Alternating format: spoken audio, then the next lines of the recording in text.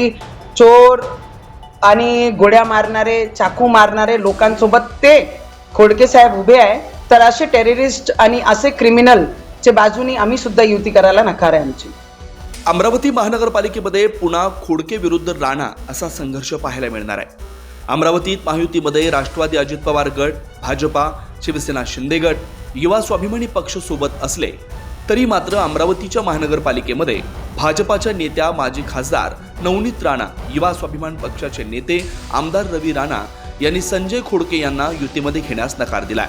त्याचं कारण नवनीत राणा यांनी स्पष्ट सांगितलंय की खोडके हे जे चादर चढवतात त्यांच्या बाजूने ते उभे राहतात, जे खुले म्हणतात की चोर आणि गोळ्या मारणारे, चाकू मारणारे लोकांसोबत ते खोडके साहेब उभे आहेत, तर असे टेररिस्ट क्रिमिनलच्या बाजूने आमचा सुद्धा युती करायला नकार आहे.